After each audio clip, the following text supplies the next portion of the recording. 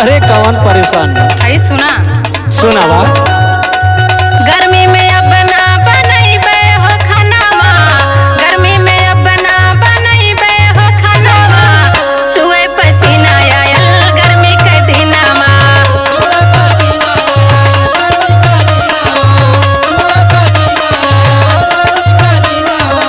गर्मी के दिनमा हो गर्मी के दिनमा, चुए पसीना आयल गर्मी के दिनमा।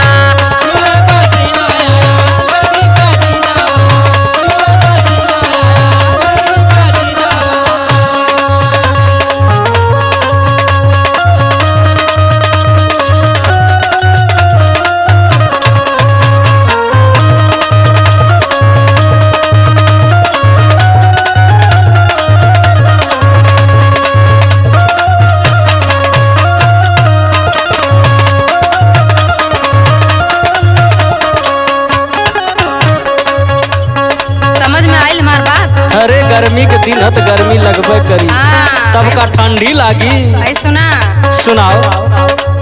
गर्मी बेजोड़ जून जुलाई के आइल बा,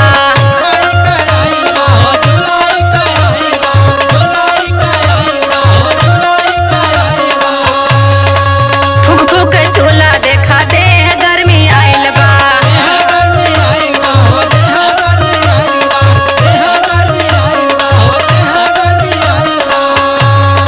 गर्मी बेजोड़ जून जुलाई के आइल बा, फुक फुक चूल्हा देखा दे गर्मी आइल बा।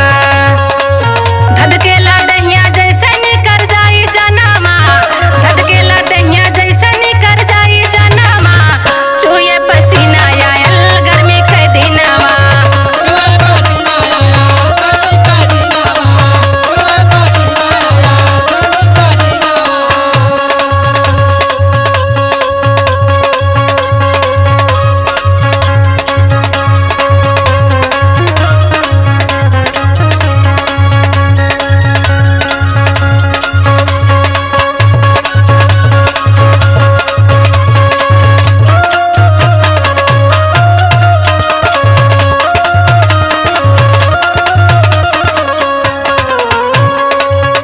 हमारे एक बात समझ में ना आवत बा। अरे खूब समझ में